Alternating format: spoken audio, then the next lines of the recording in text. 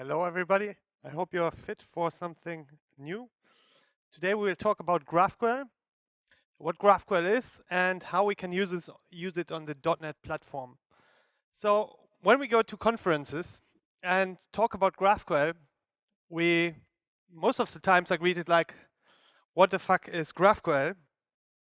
And on the .NET platform, there was until very recently no good platform to do GraphQL with. So what is GraphQL? GraphQL was built by Facebook in order to help them fetch data for their mobile applications in a more efficient way. And Facebook open sourced GraphQL in 2015 as an open source specification document. And that specification document was picked up by the open source community very rapidly. And today there are companies like Netflix, Twitter, the New York Times, and many, many more who use GraphQL in order to make their websites and mobile applications much, much faster. So what is GraphQL? GraphQL is a query language for your APIs and a runtime to execute the queries. Before we get into the subject, I'm Michael Staib, and I'm one of the co-founders of Chili Cream, and we are heavily invested in making GraphQL better on the .NET platform. So who's this talk for? This is an introductory talk, so it's for everyone who wants to get started with GraphQL on the .NET platform, and we look at some more advanced topics like how to scale a GraphQL endpoint properly. Okay, let's get started. And I don't like many slides, so let's get started with a little demo. And with this little demo, this is actually a little exercise. We want to fetch all the characters that played together with Luke Skywalker in the Star Wars movie. So it's an easy enough task. It's a simple list of names, and we want to fetch it via REST and via GraphQL. So let's start with REST. There's an API that is called Star Wars API. It's hosted at swappy.co. I hope everybody has. Does anybody know swappy.co? Yeah, at least one. Okay. I'll explain it a little. So swappy.co is an exemplary REST API that is frequently used to teach how to build clean REST APIs. And like any REST API, I have a lot of resources exposed through endpoints. Like I have a people's endpoint here, which basically exposes all the characters that played in any Star Wars movie. And I have other resources like planets, films, species, and many, many more. More data than we actually need. So for us .NET developers, it's easy enough to explore such a REST API since we are used to building REST APIs. So we can fetch this people's endpoint, and what we expect from a clean REST API is maybe that we get a list of the characters here. So, and we can read that data very easily. We have a Luke Skywalker here, and we can scroll through. We might get a 3CPO and stuff like that. We can also fetch a specific object here, like if we append to the UI here the ID, we can fetch, for instance, the Luke Skywalker object. And it's very easy to read those objects because it's just pure JSON and we know JSON. So we have some attributes here like name, height, mass, and many, many more. We also see down here we have an array of films. And the films are represented by URIs. And the URIs basically are references to the film's object. So I could fetch one of those films objects. And then I get, again, an easy to read JSON object. I can see as a title. And it also has, again, an array of characters. And they are, again, references. So I can fetch each of the characters. So I have developed a little program here for our example that basically fetches our list of names with GraphQL and REST. So let's have a look at how I implemented that. It's the only JavaScript you see today, so bear with me. So by looking at the data, we can easily infer from the data our algorithms that we have to write. Basically, we fetch the Luke Skywalker object here, then we iterate over the films array that we had and fetch each of the films. And then again, we fetch over each of the characters and we fetch each of the characters. So it doesn't sound very efficient, but let's see how that performs. So let me just get the network tab here so we see what happens. So we fetch with REST now. And as we expect, it's not very efficient. We have to fetch a lot of data that we don't need just to get the names here of our characters that played along Luke Skywalker in Star Wars movies. And it took 5.9 seconds. If you have a really fast internet connection, it's about 3 seconds. And we did 124 requests just to do that. Okay, let's see how we would do that with REST. With GraphQL, sorry. So for GraphQL, there's a tool that is called GraphQL or Playground. They are basically the same playground, which I'm using here, has just a nicer UI. And Playground, on the left-hand side, I can type in queries. That's basically here. And on the right-hand side, I can see the responses of my GraphQL query. And I have a docs tab here. I can open it. I can see what my GraphQL API exposes. Like I have a characters field here, which I can query. Can click on it, and I can see there is a type character. I have all the data that I had on my REST API, like name, mass, and stuff like that. And I have a movies array again here. I can click on it, and instead of having URIs, I get actually the movie object here. I can explore my type here and see there's a characters array, can dig in it and see, okay, it's again the character that I had fetched initially. So I can, before I did my first request to a GraphQL endpoint, already explore the shape of my data. So let's see how we can write a query with GraphQL. In GraphQL, I start my queries with a keyword. In this instance, I use query because I just want to fetch data. Then, like with JSON, I put some squiggles here. And because I have all those type information, the tooling can already help me and tell me, okay, there is a characters field. Let's type that. And this characters field has an ID as an argument. And we already know Luke Skywalker has 1 from the data from the REST API. So let's type in 1. And then we just, let's, for starters, just fetch the name of Luke Skywalker. Let's fetch it, we'll get it. And what you can see just from this first query is that I specified which data I want to have, and the GraphQL server just gives me that data back. Like I just get the character and the name. And if you look at it, it almost looks like I'm sending in an empty JSON graph to my server, and the server just fills it up. It's a good mental picture to start thinking about GraphQL. The GraphQL syntax actually can do much more and can look more complex, but it's a good way to start thinking about it.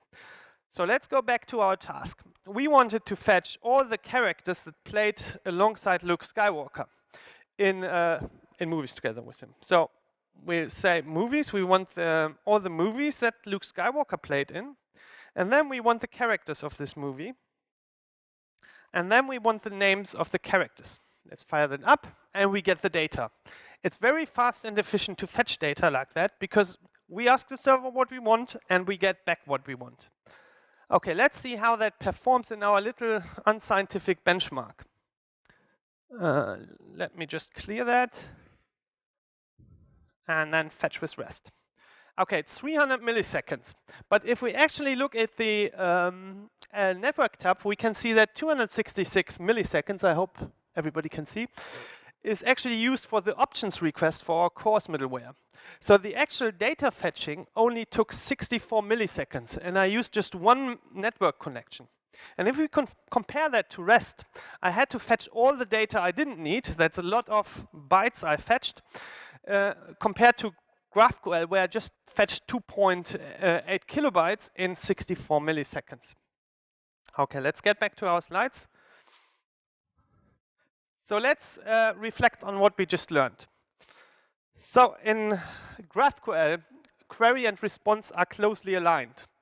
That puts the consumer of the API in the driver's seat. You, the consumer, can basically define what you need, and the server will fulfill your requests. And GraphQL is strongly typed, and we see more what that means in a minute. With REST, we can also do dynamic endpoints. We could have an endpoint that exactly fulfills what we want. But if we design those APIs, first of all, the front-end developer or the consuming developer always has to ask the GraphQL server developer to develop such an endpoint. And most of the times, these endpoints end up like this. This is an example from the Amazon Web Shop API. And you get all those parameters, and you're basically overwhelmed by the request. And you don't know actually what data you have to put in here. What is associate tag? What type is it actually? Is it an int? Is it in long?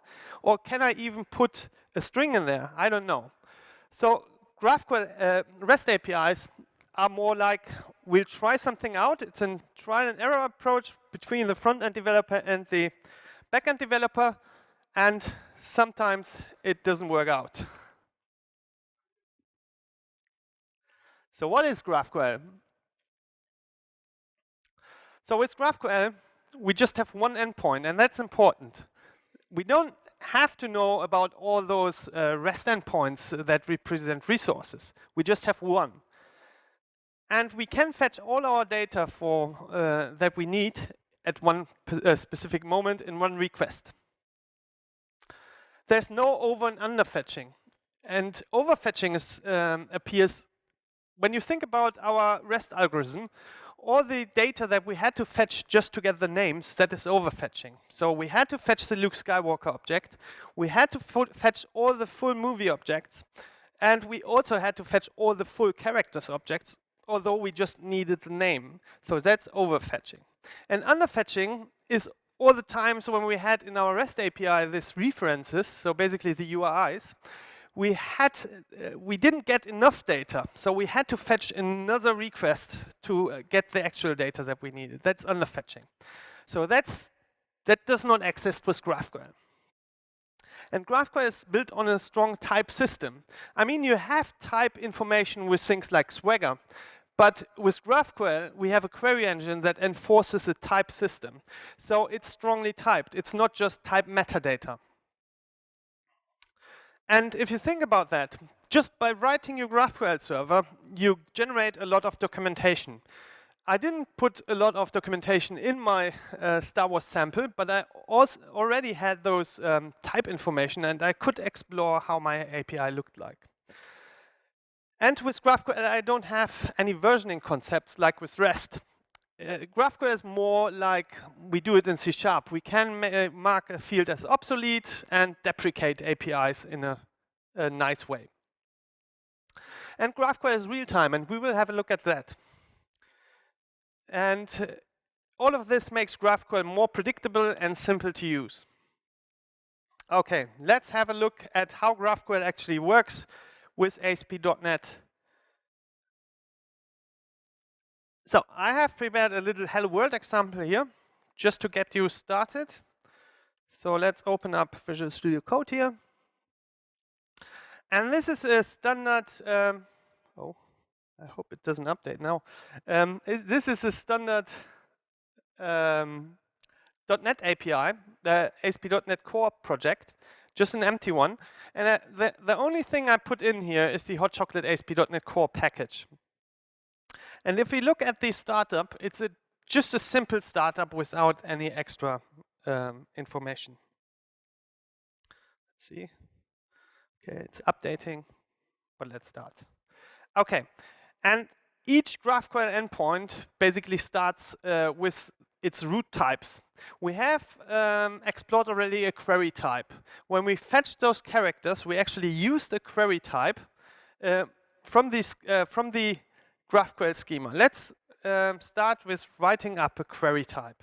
So we can just introduce a class that is called query and give it a little public. Give it a little field that is called hello. Okay. And returns world here. Okay. So this is our root type. It just returns world if hello is called. So and now let's set up a schema. So we take our services, we set add GraphQL, and then we have something that is called the schema builder that helps you build complex GraphQL schemas. So we say schema builder add query type, then we can just add query here and say create. Okay, now our basic GraphQL schema is set up, and the only thing we have to tell our ASP.NET Core server here is how to execute the schema. And this is basically done by a simple GraphQL middleware here. We just say use GraphQL and we are done. Let's run that. .NET watch run, because we are gonna change it in a minute. Okay, this thing is starting up. Let's switch the tools here. This is a tool also developed for our project, and it also explores GraphQL APIs. So let me fetch the schema here. Okay, I fetched the schema. I have my query type here, and I can see it's hello and this is a string. And let's run a query. Hello. Fetch it. And we get exactly that. Okay, that's not spectacular. Let's have a look about what strong type means in GraphQL. Like, if we head back here, our schema automatically detected from our types, inferred our fields from the type. But we can, in GraphQL, provide more field metadata. Like, we could introduce query type that represents our type metadata and tell and inherit here from object type. Just a second. It's based on this. Let me import that.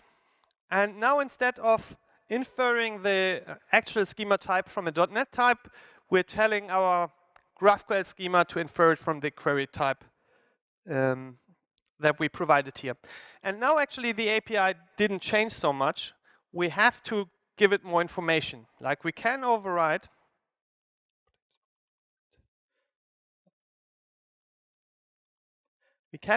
our type configuration here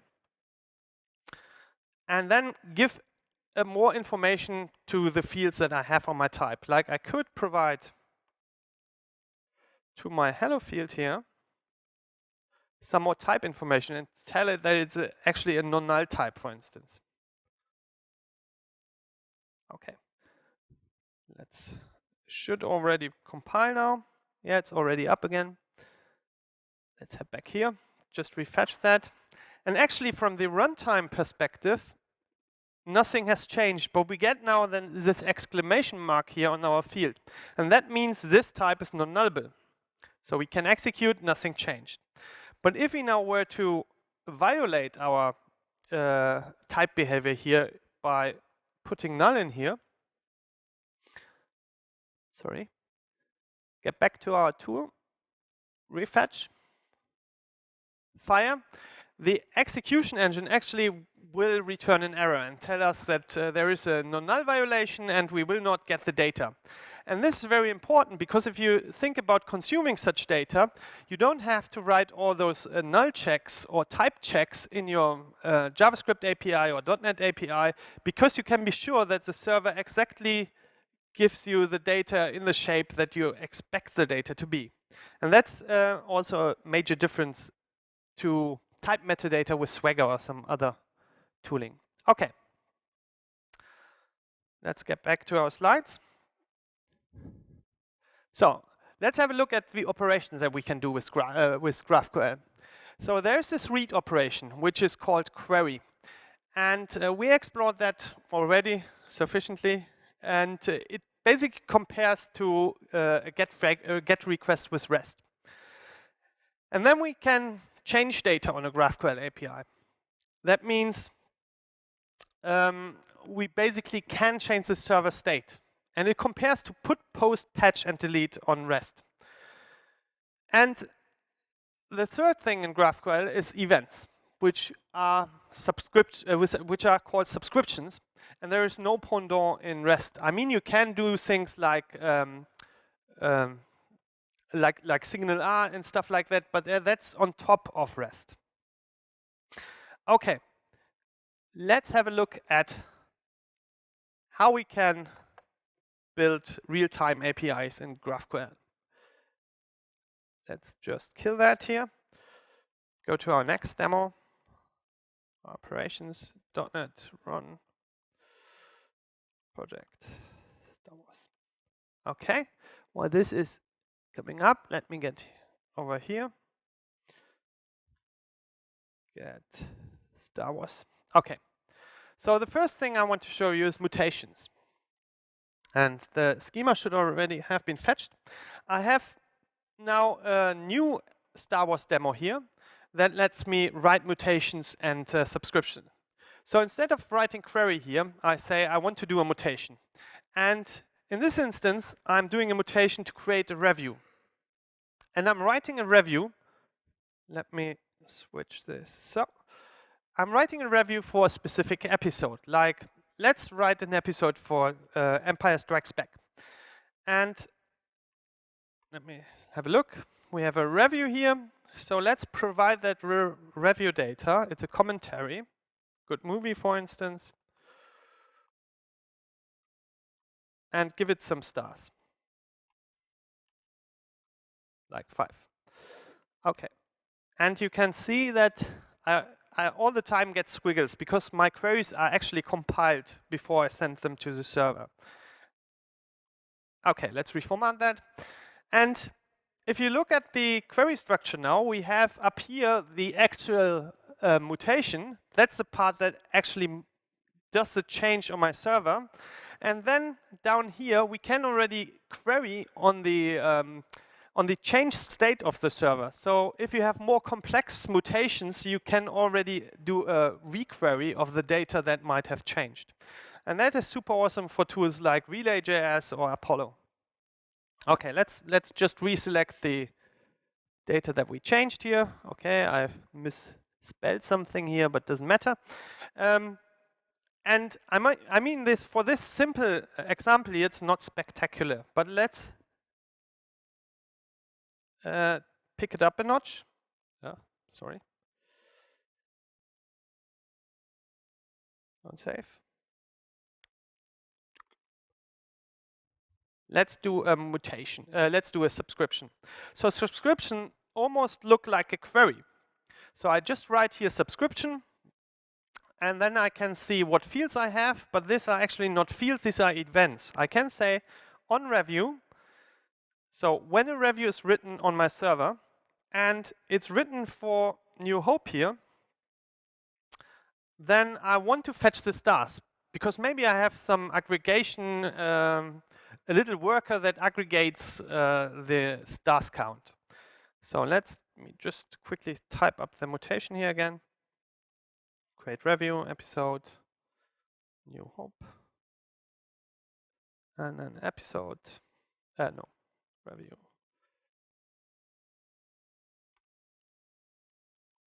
Okay. Sorry for that. And then just get that. Okay.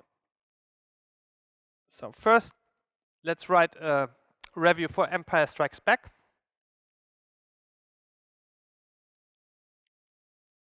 And if we fire up those reviews here on Empire Strikes Back, actually nothing happens here because I'm just listening for events on for reviews on New Hope.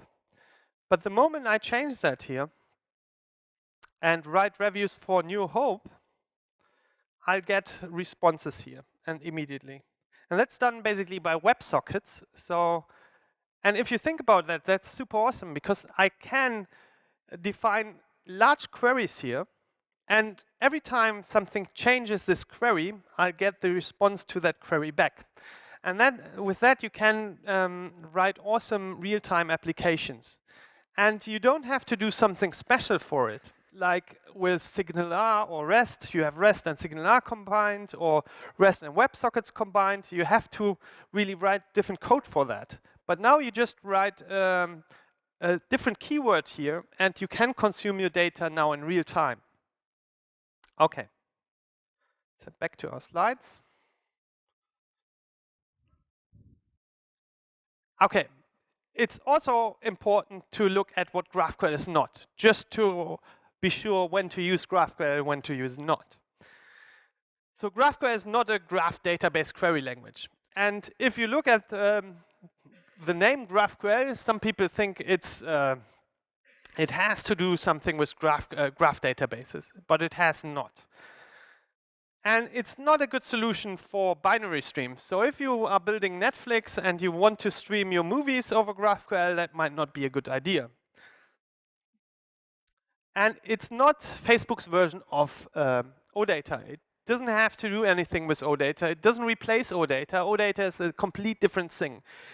OData is more concerned about abstracting your data source, whereas GraphQL is a query language for your APIs. So it makes the data much more readable to the user and easier to explore.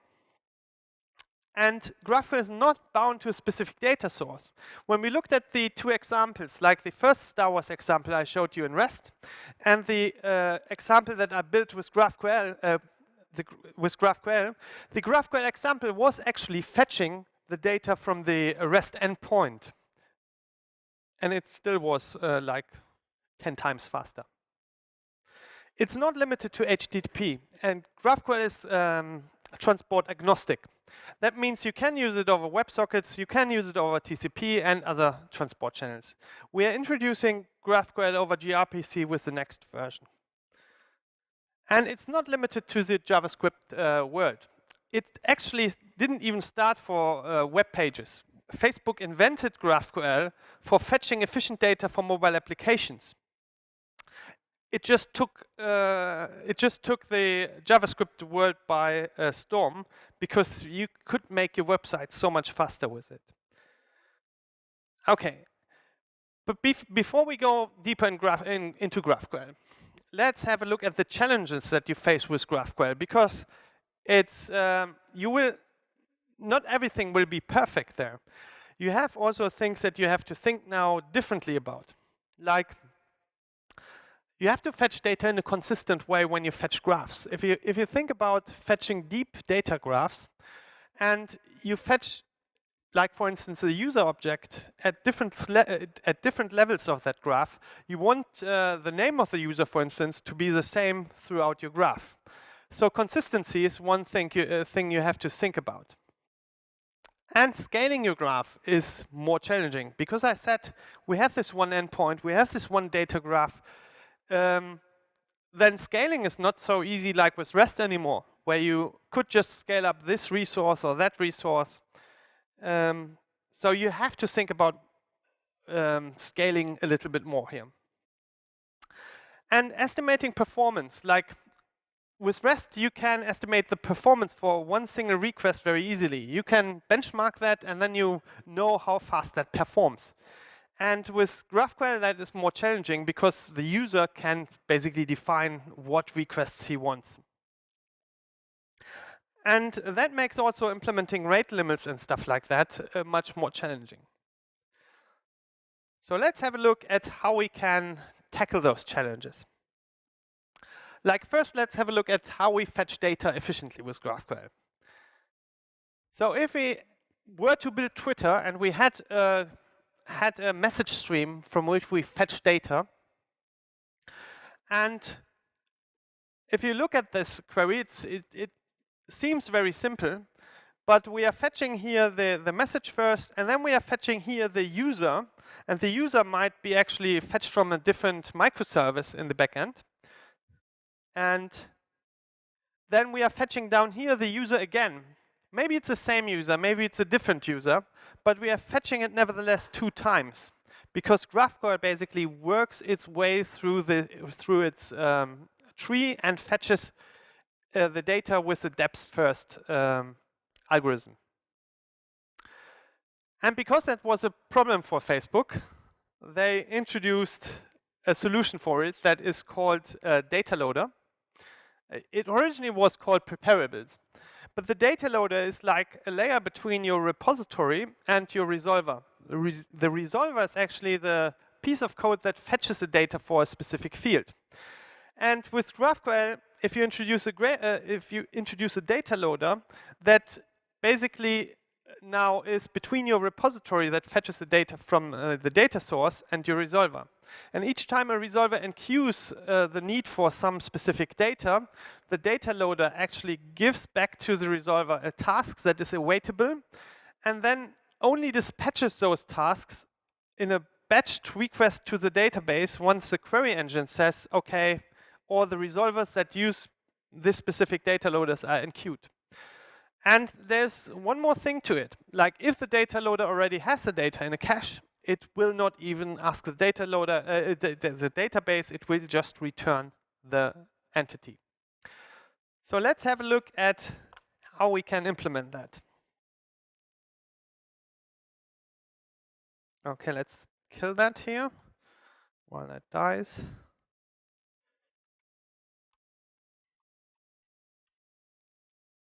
Next demo. Okay, this is actually the mini Twitter. We have the message type here, and here we have a simple resolver that basically fetches the user for my message. And this is naively implemented. Like, at the moment, I'm fetching it from the repository, which would result in multiple requests to my database, which actually would eradicate all the performance gains that I would have with GraphQL. So just let me check the time. Okay.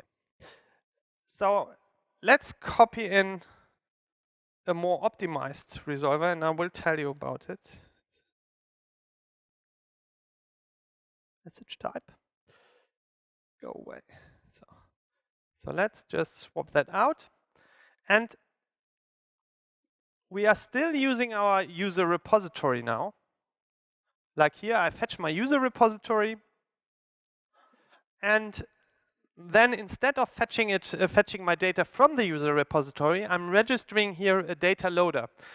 And I'm telling my resolver context I want a batch data loader that gets an object ID for my Mongo database in the background and actually fetches a user. And just by reminding me of the Mongo database, just let me start my Mongo. Okay.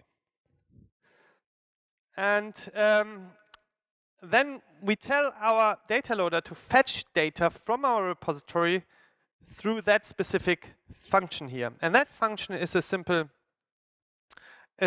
batching function that will collect all the user IDs that the data loader will tell it and fetch everything in one request. Okay. Let's run that. Watch run. Okay, while this is coming up, let's get back to our tool here. Let's fetch the data. And yeah, we can already see our schema, so let's query it, for instance. And then let's fetch the text and our created by and the name. Fetch it, hope that it's coming. Yeah, and we get our data. And it's very fast. And while it actually doesn't change our shape of the API, that was just the start. I want to show you how to make it more efficient to fetch data. And if you're looking for this specific problem, it's called N+1 in GraphQL. Okay, and now let's have a look at more data fetching options here, because GraphQL is much more powerful than that. Like, we might not want to fetch all messages. We might want to have some sort of filtering here. So with Hot Chocolate, you have something that is called field middlewares, and they work basically almost the same like in ASP.NET Core, just on the field level. So I can now say use filtering here. I hope I have imported that. Sorry. Just a little mess up. Okay. So I haven't imported my package here. So I can import a package that's called types.filters and yeah, restore. And now I have a couple of new middlewares here that make data fetching really awesome. Because I can now say here, use filtering, and it should already be recompiled here. And now I refetch my schema here. And now I have a lot of new arguments here. I have a where argument, and I can now specify a query graph. Like I could say, I want all the texts that contains, for instance, a bar. Okay, it's not very nice, but let's start with that. Okay, let's reformat that, let's fire that. And then I only get the data that I filtered. And that's not happening in memory. We are basically rewriting the GraphQL that you write into native database queries. And we support basically any database you can come up with. Since we are built on iQueryable, if your database driver supports iQueryable, we will translate it.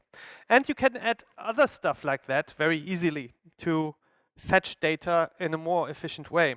Like you could introduce something that is called use paging here. And then say this. And this is cursor-based paging that Facebook came up with for GraphQL. And that makes fetching a data stream possible without these jumps that you would have when you change or add data. Use sorting. Yeah, I could also use sorting and stuff like that. You can basically chain up how you want to fetch your data, and we would automatically generate the correct SQL behind that. Okay, let's have a look at that and then switch to the next topic. Okay, now our output shape basically has changed because when you use the Facebook way of changing, you have something that is called edges, and each edge has a cursor and a node, and the node is actually your message. And now you can do very cool data slicing options on top of your query here. I could say, I want the first two. Yeah, let's do that. And then let's get the first two of something. And then you have this here. And this is called a cursor. And this describes the place in your data set with all the query options included. So the cursor would actually change if I queried with a query here. And I can tell, get me the first two after that cursor, or get me the first two before that cursor, or get me the last two after that cursor. So you basically, you see, you can slice your data from both sides and have a very nice paging experience. Okay, let's get back to our slides. Just let me close that so we don't have to. Okay, that was data fetching in GraphQL. And now let's have a look at the problem of scaling your graph. While there are a lot of things that you can do with scaling, I don't have enough time in this talk to show you all the possibilities. Like you could do things like schema stitching with Hot Chocolate, and that would basically allow you to split up your projects into multiple microservices and then automatically stitch them back together. But the initial problem I talked about with scaling is that you can't weigh the performance impact of your queries.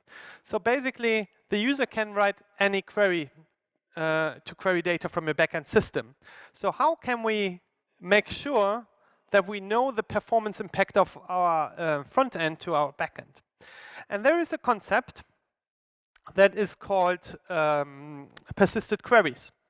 So in the normal query execution flow, the GraphQL client would issue a JSON request which contains the GraphQL query to the GraphQL server. And if you think about that, this GraphQL query is very static and it won't change once the application is deployed. So actually what we do is sending a lot of data that we don't actually need to send every time. And the second aspect is that you can actually send anything to the backend and we don't know what performance impact that would have on it.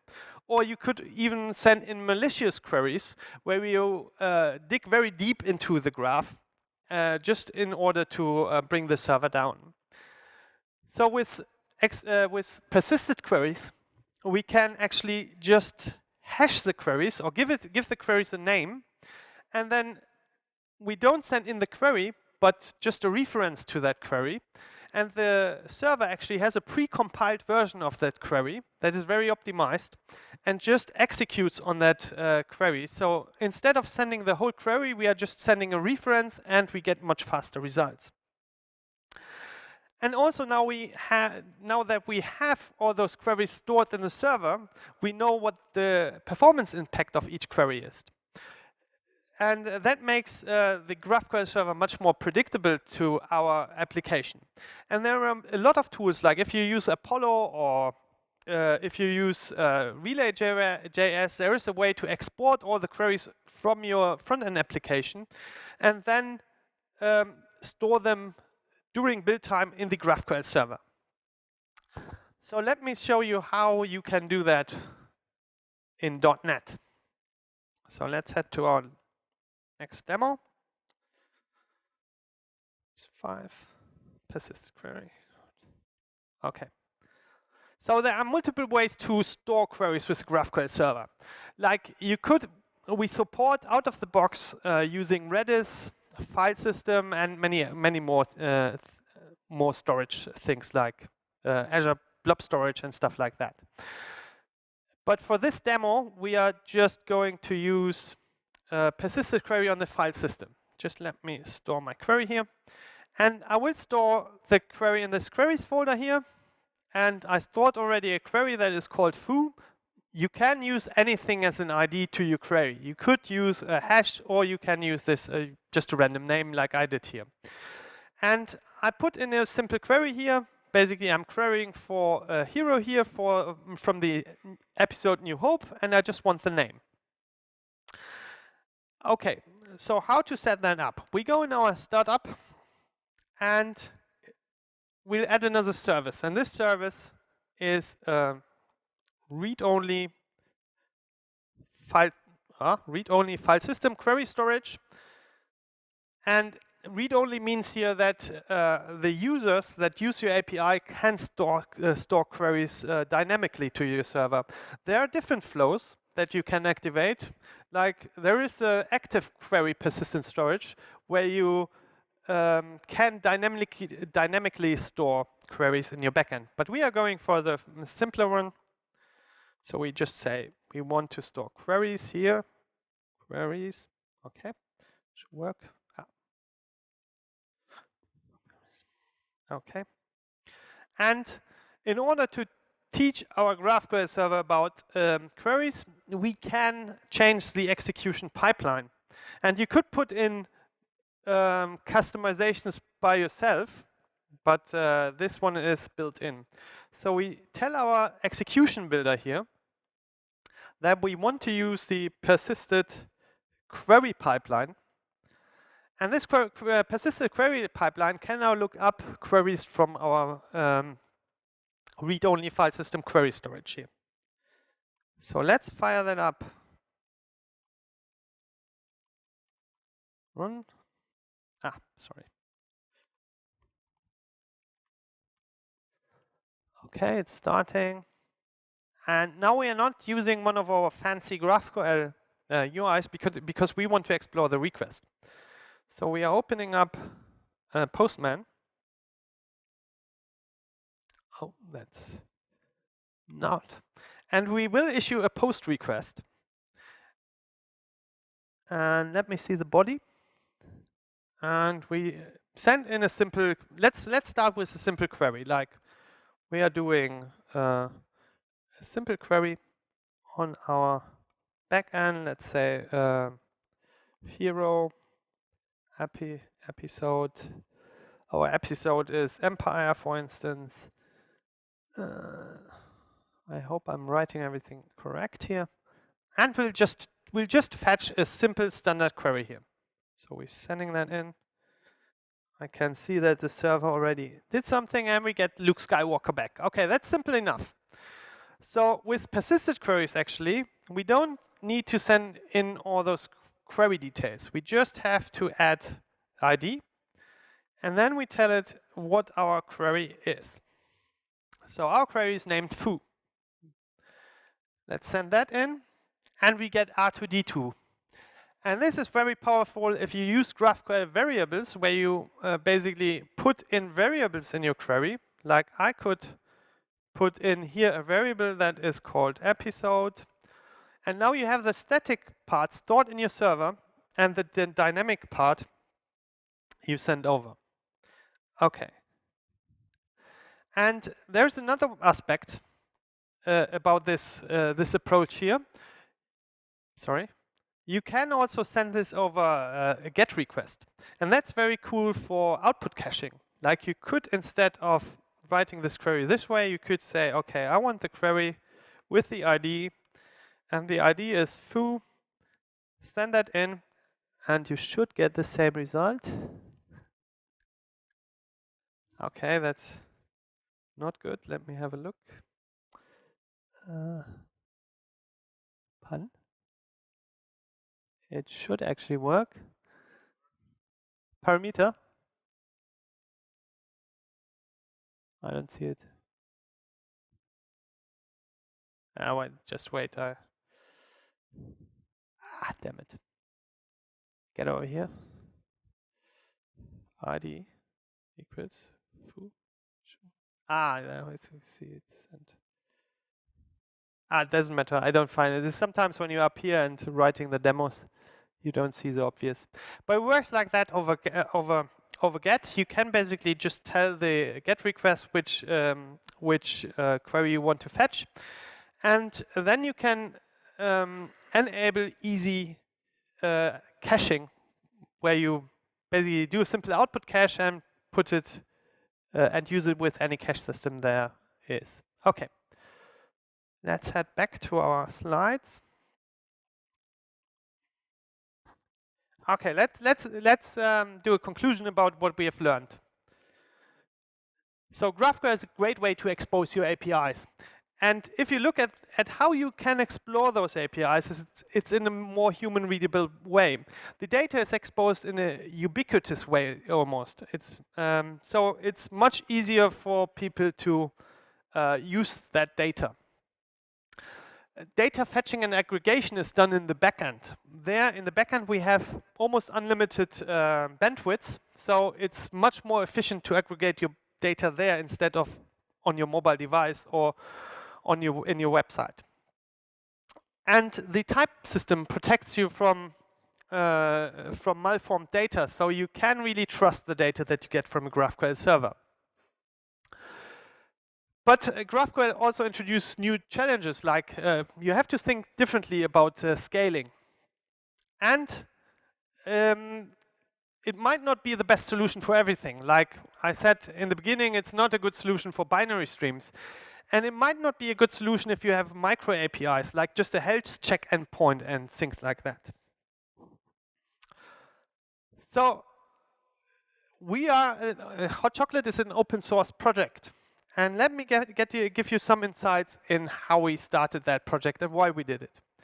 So we basically came up with the idea to build a new GraphQL server in 2015, at the end of 2017, actually at Christmas. And we used in the beginning GraphQL.NET, but we found that it's not that nice to use and also not very performant. So we started building first an experimental parser that is, instead of any other GraphQL parser, we are basically passing on the UTF-8 byte stream directly with all those nice new span APIs that we have in GraphQL. And the current version of Hot Chocolate is twice as fast as the fastest .NET implementation out there. And it uses only a third of the memory that any other parser on the .NET platform uses. And with the next version, V11, we are halving all those things again. And we are becoming one of the fastest GraphQL server on any platform. And that's not only the parser that is much faster, but also our execution engine. We're introducing new concepts like query execution plans, where we estimate which data is fetched more efficiently at which point. So we are not using the standard specified GraphQL execution algorithms anymore that do basically a depth-first approach, but we are optimizing your query by looking at the compiled resolvers and what the compiled resolvers actually use at which point in time. So at the moment we basically have the GraphQL server and our GraphQL gateway. The GraphQL gateway is for schema stitching. So if we want to do microservices with GraphQL, we can split your graphs into multiple microservices and even use REST or OData or something else to stitch in and to convert it into GraphQL. And as I said, we are working to bring gRPC into the fold with the next version. So with the next version, we are bringing a GraphQL client for Blazor and Xamarin that supports all those awesome things like defer and stream that you have in GraphQL that I hadn't enough time to talk about. Defer basically lets you mark things in your query that you want to consume at a later time. So basically, maybe you're fetching a news article, but you want to fetch the comments for this new news article only when they are aggregated. So basically, you want to have the news article immediately and the comments as they arrive. And the tooling that I showed you, or that I used here, is also coming with version 11. But we are not done yet, and we want to put more into that platform. We want to equal the platforms that are out there in JavaScript, like Apollo and Hasura. Basically, we want to have everything that Hasura does and Apollo does. So we're bringing automatic database mapping, where you just can give us your database and we make it a GraphQL endpoint. And then you can stitch on new data, stitch in some data from other endpoints. And we will bring a lot of GraphQL analytics and operations stuff here. So where to find us? We are open source, and everything I showed there on this slide is open source and free. You can use it, you can fork it, you can copy it, I don't mind. And you can find us on GitHub. So you're all invited to help if you want to do open source. And you can fetch the slides. I will push them in a minute after this talk to that repository here. So all the examples that I did up here will be in that repository. So are there any questions? First of all, thank you very much for your talk. You're welcome. Давайте поаплодируем спикеру в первую очередь.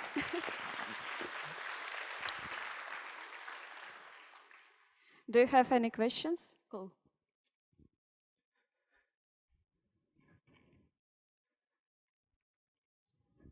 Thank you. Is it working? You mentioned about malicious. You mentioned about malicious queries in terms of graph deepness and performance.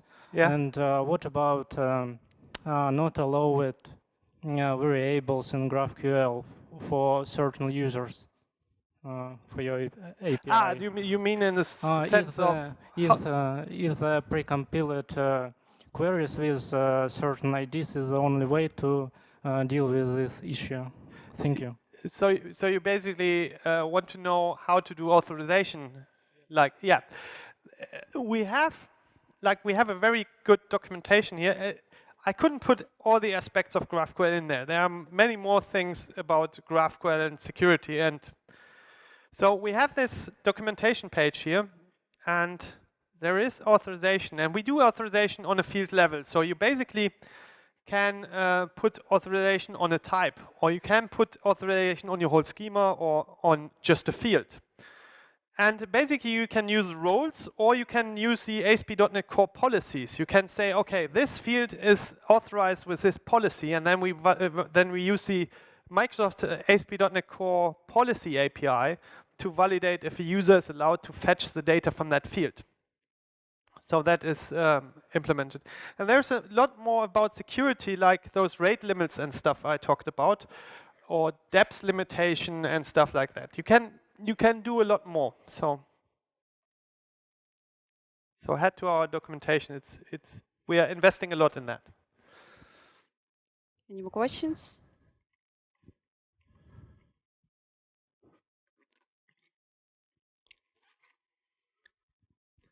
Thanks for a great talk. So you mentioned that GraphQL client, you are releasing it in January soon. So right now, is there any nice client to work with GraphQL? Or is your client is going to be the best one? So we should wait maybe for that client. Okay, we have a different approach how to do clients. There is one from the GraphQL.NET project, which is also a good project, but it's more dynamic. So you don't get the type systems improvements that we did basically to the client API. So if you write queries, we will automatically generate, like with the proto. If you're doing gRPC clients, you just write your gRPC query there, and then you basically get all the types generated. That's basically how our client works. Whereas the GraphQL.NET client is more like the HTTP client, where you can fetch something and then deserialize the JSON request. But we are doing more in that space. So, and also we are putting features in like defer and stuff. You can also already today grab a preview of our client if you want to get started. So.